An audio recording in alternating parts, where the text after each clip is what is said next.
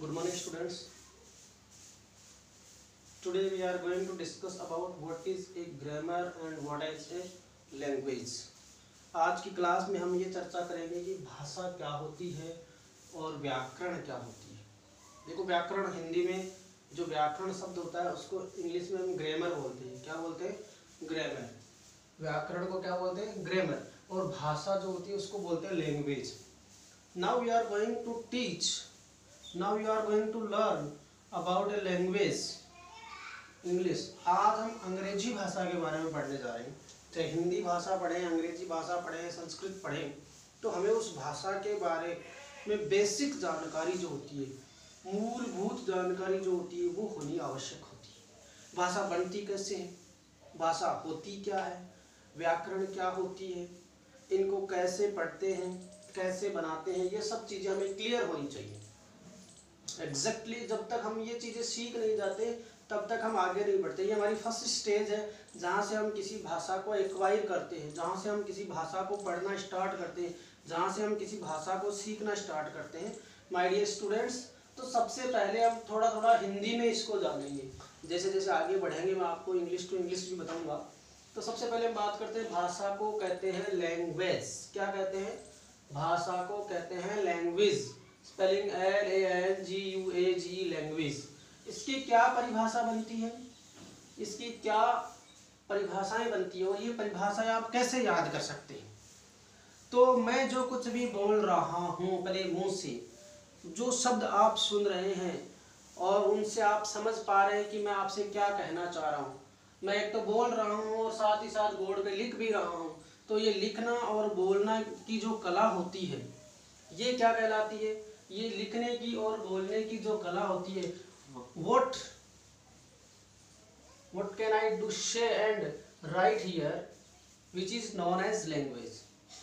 मैं जो कुछ भी लिखता हूँ, whatever we can write and speak here, whatever जो कुछ भी I can write and speak here, which is a language, वो एक भाषा है। अब वही बात मैंने अभी अंग्रेजी में कही, अब मैं हिंदी में जो कुछ कह रहा हूँ, मैं जो कुछ मुंह से बोल रहा हूँ या ब्लैक बोर्ड पे, वाइट बोर्ड पे जो लिख रहा हूँ, वो क्या कहलाएगी? भाषा कहलाएगी। अब देखो, आपने फर्स्ट में और सेकंड क्लास में ये पढ़ा है, अल्फाबेट पढ़ा है, A for apple, B for boy, C for cat, ऐसे। तो ये फिर आपने वर्ड बनाना सीखा, APPLE apple, BOOK book, CAT cat, इस तरह के शब्द आपने बनाने सीखे। वो शब्द जब उसका मीनिंग निकला, जैसे मैंने आपको एग्जांपल देता हूँ, आपने लिखा BA और T, इसका मतलब हो गया बेट। अब मैंने इसको ऐसे लिख दिया ATB। बताओ, इसका तो मीनिंग निकल रहा है और हम ये कह रहे हैं कि जो क्रिकेट खेलने का जो होता है बल्ला, जिसको हम बैट कह सकते हैं। अब यही तीन हमारे पास अल्फाबेट है, ये BAT को मैंने ATB कर दिया, इसका कोई मीनिंग नहीं है। तो ये जो है, ये तो बन गया सार्थक शब्द। क्या बन गया? सार्थक शब्द। और ये बन गया निरर्थक शब्द, यानी इसका कोई अर्थ नहीं है, अर्थ नहीं है, मीनिंग नहीं है। तो हमने जो कुछ बोलना है और जो कुछ लिखना है, उसका कुछ मीनिंग निकलना चाहिए, उसका कुछ अर्थ निकलना चाहिए, तो वो क्या कहलाएगा? यानी हम जो कुछ भी बोलते हैं या लिखते हैं, उससे हम क्या कहेंगे? भाषा कहेंगे। अब देखो, छोटी सी बात है, भाषा के लिए आपको किन किन चीजों की आवश्यकता पड़ेगी, जिसके बारे में हम आगे चर्चा भी करेंगे। वो क्या होता है? देखो, सबसे पहले लेटर्स, और लेटर्स को हिंदी में कहते हैं अक्षर, जिसमें आपका ABCDEFG अल्फाबेट बनता है वो, और उनसे मिलकर, लेटर्स से मिलकर के क्या बनेगा? हम उसके बाद में लेटर्स जस्ट कंप्लीट हो जाता है तो उसके बाद में आता है वर्ड। लेटर से मिलकर के क्या बनेगा? और वर्ड को हिंदी में कहते हैं शब्द। क्या कहते हैं? शब्द कहते हैं। लेटर, वर्ड, और उसके बाद में जब लेटर और वर्ड कंप्लीट हो जाता है तो उसके बाद आगे हम चलते हैं तो उससे बनता है सेंटेंस। क्या बनता है? सेंटेंस। इसको कहते हैं वाक्य। क्या कहते हैं? वाक्य। अब देखो लेटर्स में क्या आएगा, मैं एग्जांपल देता हूँ इधर, जैसे ए बी सी डी, इस तरह से जेड तक हो जाएगा। वर्ड्स में जैसे गो, कम, प्ले, ये ना गो यानी जाना, कम यानी आना, प्ले यानी खेलना। तो ये देखो ए बी सी से ये जी और ओ को मिलाया तो गो, और गो शब्द से मीनिंग हुआ कि हम कहीं जा रहे हैं। सी ओ एम ई, अब देखो ए बी सी डी से ले लो, सी ओ एम ई कम बनाया तो उस कम का मीनिंग होता है आना, प्ले का बनाया तो ये होता है। अब सेंटेंस देखना,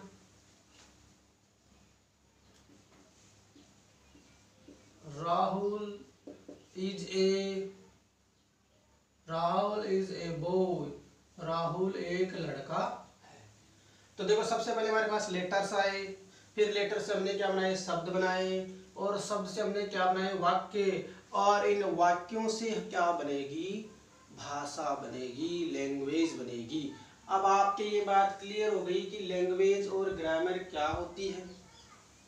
तो लैंग्वेज एंड ग्रामर की बात करें तो अभी हमने लैंग्वेज की ही बात कंप्लीट करी है। तो लैंग्वेज की बात करते हैं, भाषा या लैंग्वेज, परिभाषा, जो कुछ भी हम बोलते हैं या लिखते हैं उसे लैंग्वेज या भाषा कहते हैं। भाषा 3 शब्दों से मिलकर बनती है, लेटर्स, वर्ड्स और सेंटेंसेस।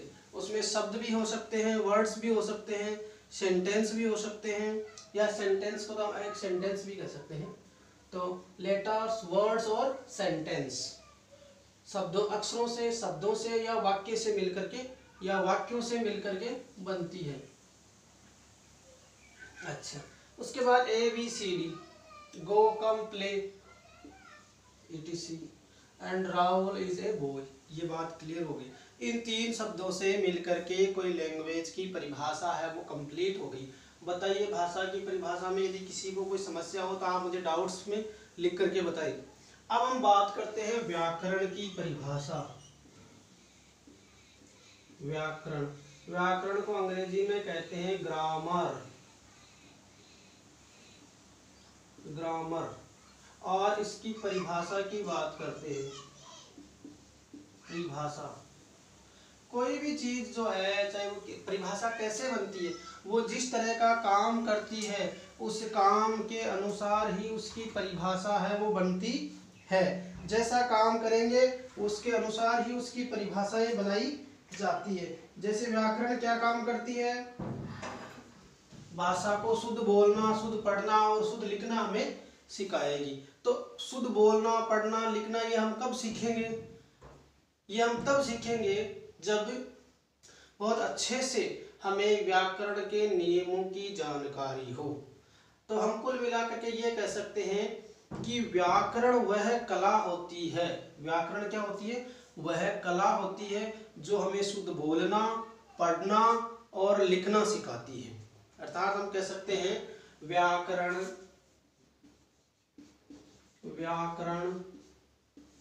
या जिसको हमने ग्रामर कहा है, व्याकरण या ग्रामर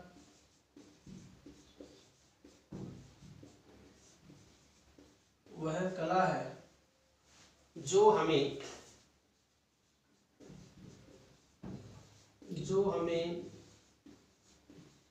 शुद्ध बोलना,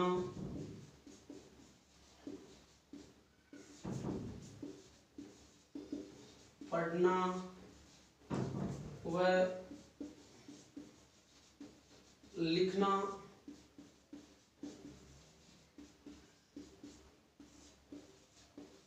सिखाती है। देखिए, व्याकरण वह कला है जो हमें शुद्ध बोलना, पढ़ना और लिखना सिखाती है।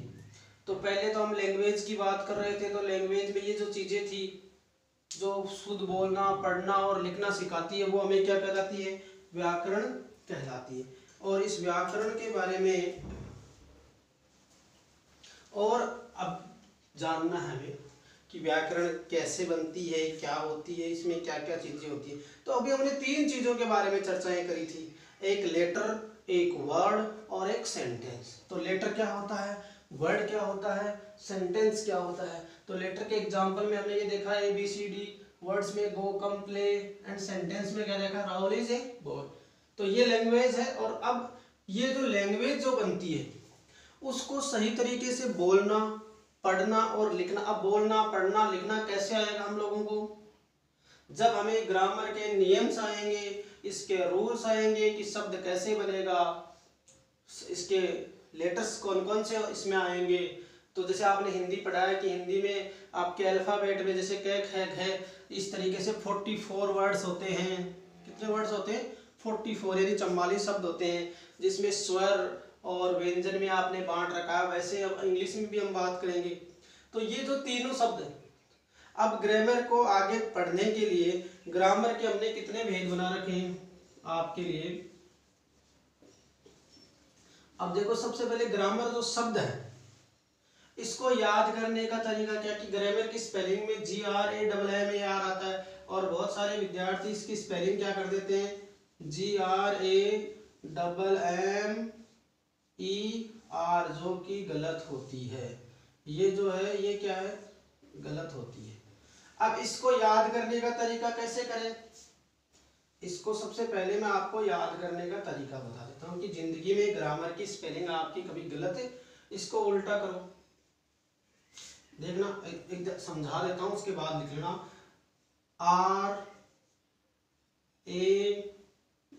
RAM, राम, फिर स्पेस छोड़ो, MARG, क्या बन गया, राम और मार्ग। अब बताओ, राम को हम लोग भगवान मानते हैं, तो क्या राम का मार्ग गलत हो सकता है, नहीं हो सकता। तो राम के मार्ग पर या ईश्वर के मार्ग पर चलना, ग्रामर क्या होता है, किसी भी भाषा को राम के मार्ग पर ले जाने का काम करती है, अच्छे की तरफ ले जाने का काम करती है। इसलिए राम मार्ग उल्टा करके स्पेलिंग देख लो, GRAMMAR, ये स्पेलिंग होती है इसकी। ये वाला शब्द लिखते ही आपकी स्पेलिंग है वो गलत हो जाएगी। ये आपको मैंने समझने के लिए बताया था। हाँ जी, अब हम बात करते हैं ग्रामर के 3 जो बिंदु हैं। सबसे पहले ग्रामर के 3 भाग पढ़ेंगे। ग्रामर के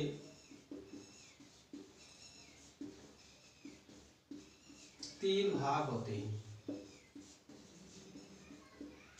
पहला हमने देखा LETTER, लेटर।